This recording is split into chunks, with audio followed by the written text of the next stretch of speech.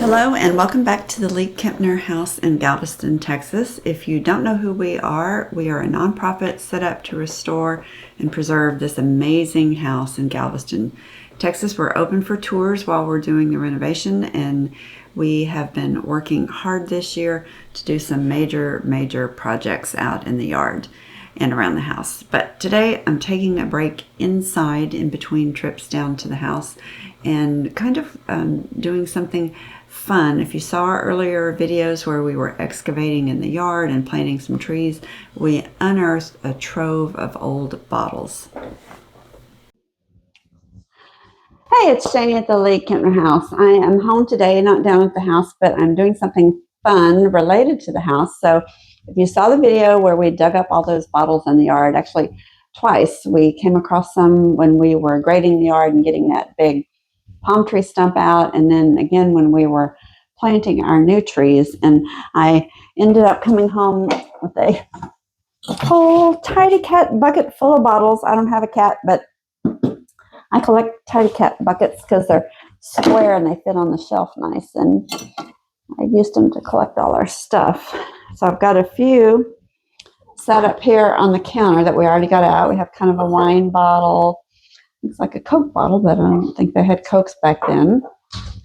This has kind of got a wicked thing on it. Two matching green bottles. And another little kind of fun, almost square shaped at the bottom. And a little medicine bottle somewhere. Where did I put them in here because where'd they go? There's the medicine bottle right there. And it's really cool because it has the little stopper. Joe thinks it could also be a perfume bottle. So that's fun. And then some I've already cleaned. The first one we found was a beer bottle. This is a cool one. Kelly said it looks like a beer pull tab, but I think it's a bottle. And then just another little clear bottle. It was kind of fun. It had some air bubble inclusions on it. And then kind of a big, that looks like a whiskey bottle to me. I don't know. But let's see what else is down here. There's a broken one. That looks kind of fun. There's another one that's chipped and broken.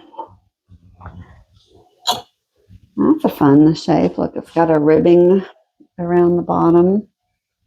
Still full of dirt, a little bit of water. Looks like another medicine bottle. This one says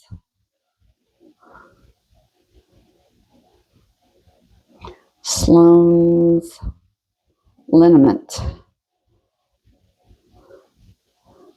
kills. Sloan's liniment kills pain. I bet that was good. That was the good stuff. That's the good stuff. That's a dirty one. Brown bottle. That's our green bottle. And then just all kinds of broken bottlenecks and things. Look how thick the glass is on that. I'm not going to dig down there too much in this. This is a bottle, but it's full of something. Full of dirt. And it has a metal lid? No, I think it's just dirt. Actually, you know what I'm going to do?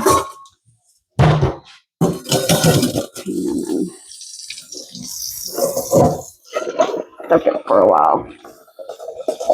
See if that's just dirt in there.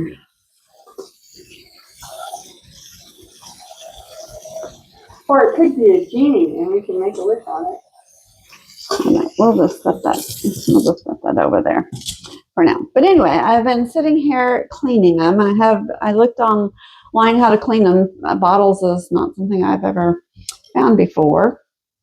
We dated that first beer bottle, like I said, to 1890 or earlier. So these predate the current house. They post-date the prior house, the Blum house. So we're not sure how they got on the property, but I've been using Barkeeper's Friend and the powder and the liquid form and just some Dawn dishwashing soap to clean them up. There's all kinds of techniques online. This is probably the least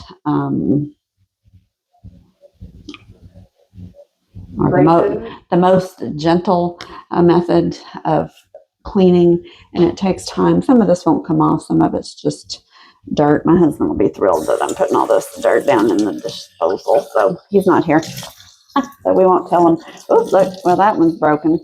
So I'm going to have to be very careful with this.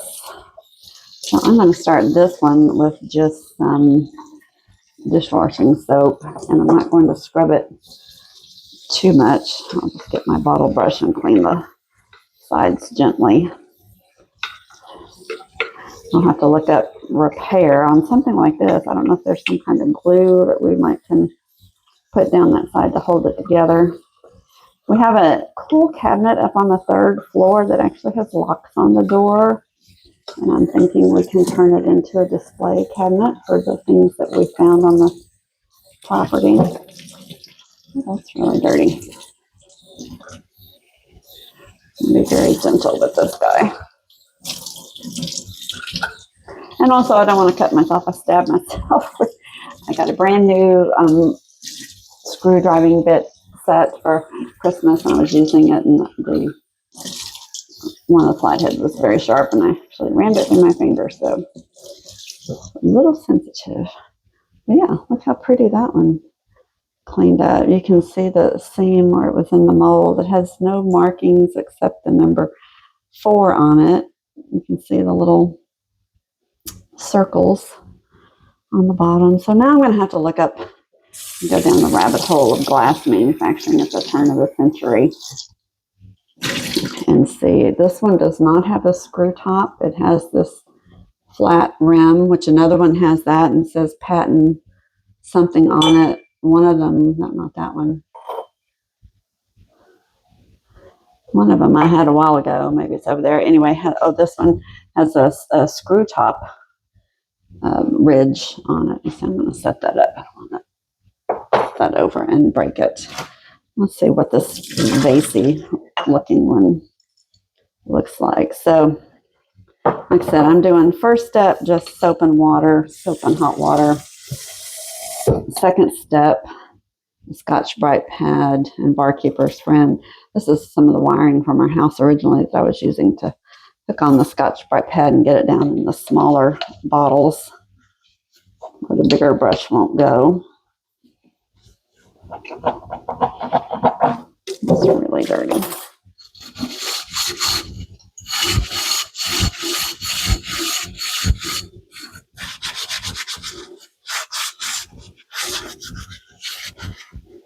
The Scotch-Brite works well. The Barkeeper's Friend has an interesting smell. It's an abrasive cleanser. Joe was wondering what else was in there. Neither one of us have our glasses on to read ingredients, so we don't know.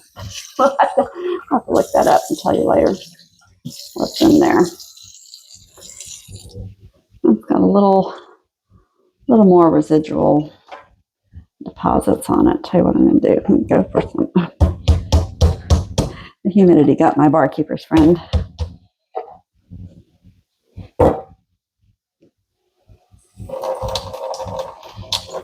Well, unrehearsed. Put this in here.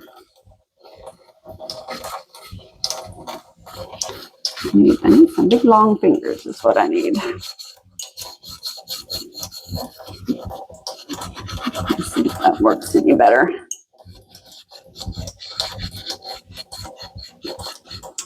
Hold on, I know what I want. Some tools.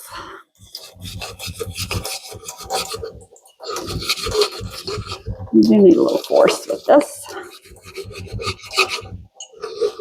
And some of these may need a soak in vinegar. I don't know. I need to read and see what that does to the glass. I don't want to etch the glass any more than it is. Like I said, this is just not something I'm familiar with. So I watched a bunch of videos. There's all kind of weird methods out there, but I'm going to start with the simplest and the least damaging and move on from there. And they don't have to be perfect. After all, they've been buried in the ground for 130, 35, 140 or more years. So nobody's expecting them to look pristine. That's That's like a little ridge going in.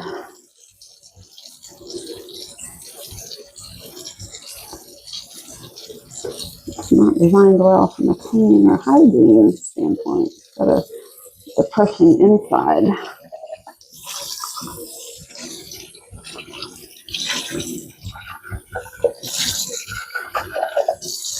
I'm not sure the husband that we're putting all the dirt down the disposal. Good thing he doesn't watch our videos. Good thing he doesn't watch all the videos. He watches a lot of them, but he doesn't watch the live. He's not a member. Oh, this isn't a live. This is the regular video. I'll have to edit that out. But anyway, that's not too bad. With just the dirt removed, work a little bit more on the etching part. Well, kind of cool. I don't know if I can get... okay, this is going to be a hard one because it's broken. Let's go ahead and give it a shot. A little soap in it. I cut part of my pad. If I roll it real tight, I can get it down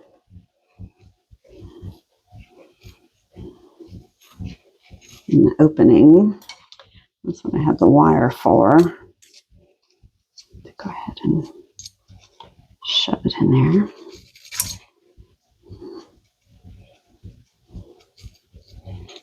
As I push down and hit the broken part and cut myself. Let's not do that.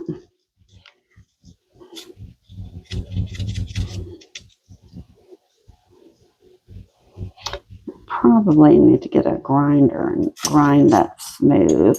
I put a little hook on there. I actually had bent this to make kind of a handle so I can put it in there and scrub all the spots.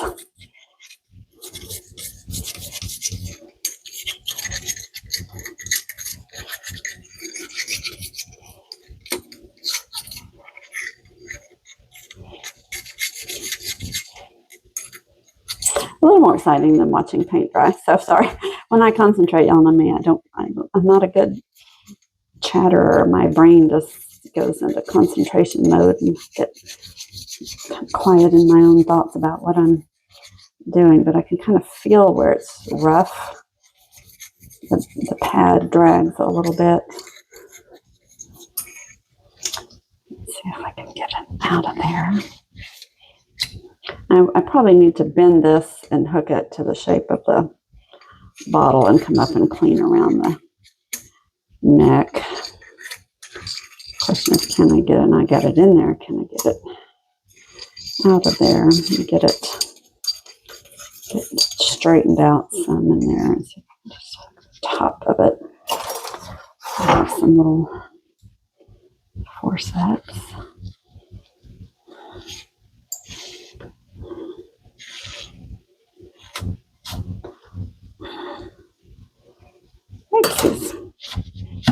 Twisty gun. There we go. I can do the outside of this one.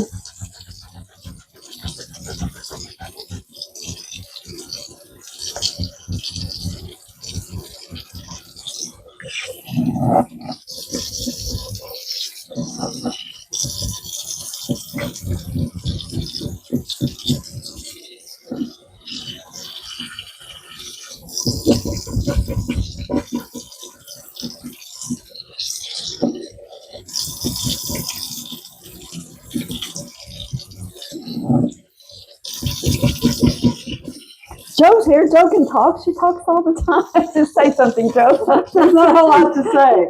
This is water going in the bottle. I'm just fascinated. I'm also fascinated. I'm chatting okay, easily actually, amused. look, okay, that cleaned up pretty good. 3 fluid ounces. Sloan's liniment kills pain. So we'll go look that up. Now I can kind of see where it's dirty. I didn't get in that little section or around the neck, but I did a pretty good job. Let me take you down the rabbit hole of research on just this one bottle. This is the Sloan's liniment. And this is a picture that I got off eBay of the intact bottle, fully clean, so you can see what it looks like up close. So this started with a man named Andrew Sloan. He immigrated from Ireland, and he kind of had a way with horses. He was a self-taught veterinarian that created quite a reputation for himself. And he developed this liniment, and it was said that it came from a recipe he got from the Indians, and it was used for horses to ease their muscle spasms. So you would massage it into the horses, and of course when you did that, you got it on yourself. And it was discovered that it actually cured muscle aches and pains in people as well. So his son, who trained as a veterinarian, Earl Sloan, kind of took that and ran with it. He was a trained veterinarian, but he never really practiced. What he was excellent at was marketing. He took a lot of risk in advertising and packaging this up for people, and traveled extensively around the U.S. and the world marketing the liniment for people. And he did all kinds of things, like he did cookbooks, just anything and everything he could do to advertise this liniment. And the thing is, unlike a lot of the like snake oil recipes that you hear about from the 1800s, this actually worked. The active ingredient in it was capsaicin, which capsaicin, it's hard to say that word, is the extract from chili peppers or hot peppers that causes the heat in the pepper. It actually, when applied topically, affects the nerve endings as it absorbs through the skin, and it irritates them, and you get that feeling of heat and warmth, and it also numbs them somewhat. So it does actually reduce the feeling of pain. And so he took that and promoted it, and it became a really big deal. In 1913, he sold the rights to Sloan's remedy or liniment for $1 million, which would be about $32 million today. So he turned this horse liniment into an extremely profitable business. And you can actually go online and buy it today. It's still manufactured. It was sold through several companies, but it is still out there and you can buy it today. So that's just one bottle in the collection, and I'm going to go down this rabbit trail on all of them and try to find out exactly what they held, what they were, and see what we have in our treasure trove. And it doesn't matter to us that you can buy these bottles for $5 or $10 on eBay in pristine condition. We love ours because they came from our property. They were touched and used by people here in Galveston and somehow ended up in our yard. So let's get back to cleaning. That's going to be my project for today. I'm going to sit and clean bottles. Actually, I have to go run an errand real quick. So I'll let Joe go home. When I come back, maybe I'll put the tripod up and get to scrubbing on the rest of these and see what kind of progress we can make. We have a few more at the house that I haven't brought home yet that are kind of cool, but yeah. Pretty cool. Pretty excited to find something in the yard. Take the edge off with the Dremel. Don't you have a Dremel? I could. Yeah, Taylor's done it for me. We have glasses that sometimes chip. She smoothed the edge for me with the Dremel so I could keep using it. All right, my husband's really not going to be happy if I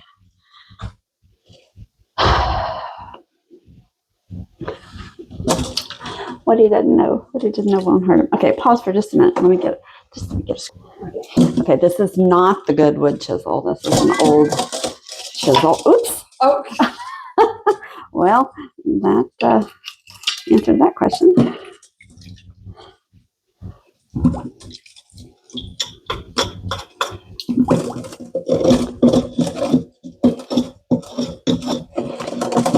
Just a thin layer of mud over the top.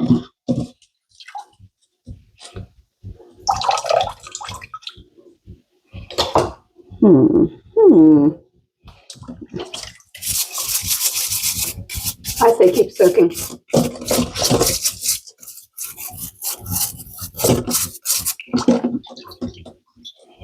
Interesting. What's down in there? Ew. Ew. We don't want to know. Ew. Hey, Oh, wait. But it had something in it. Oh, how cool is that? Wait. Oh, gosh. You taste it, I'm going home. No. It could be arsenic. It's some kind of grease. So maybe- It doesn't smell good. Oh, now I want to save that. Oh, wait a minute.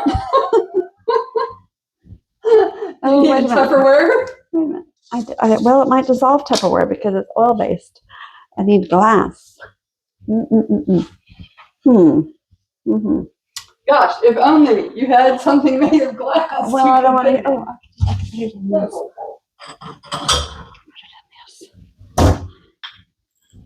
okay, that's actually kind of cool. You have a chemist friend that can test I don't know, but I just might know somebody online. Okay, that's clearly something that came in the bottle. All right, that I'm pretty excited about that. That is some kind of a cream or a liniment.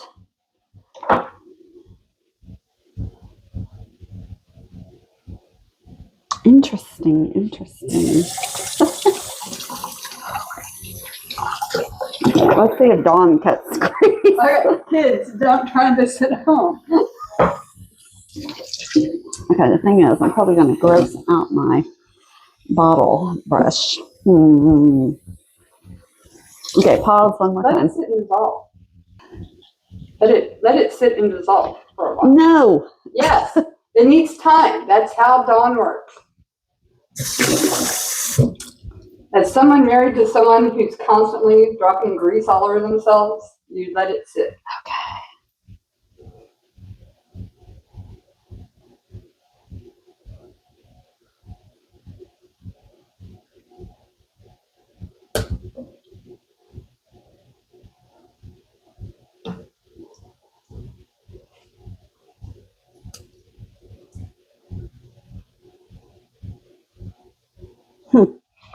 Interesting.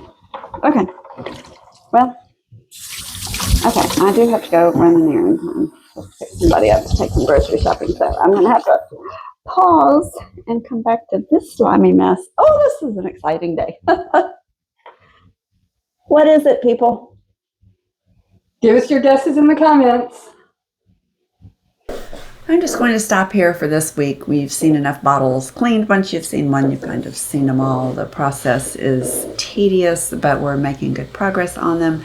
And we are going to get them displayed in the house and do a whole lot more research and find out what we have. But next week, we will be getting back into the demolition of the kitchen. We've made quite a mess. We still have a ways to go. And as usual, one thing leads to another when you're doing old house restoration. And once we got it demolished, we decided there were a few other things that we needed to do while we had the opportunity. So the work around here never stops. Things are not slowing down. We've got a little bit of funding, so we are going to keep going. So be sure and subscribe and turn on notifications because you don't want to miss what's going on at the house. As always, thanks for watching, and we will see you next week back here at the League-Kempner House in Galveston, Texas.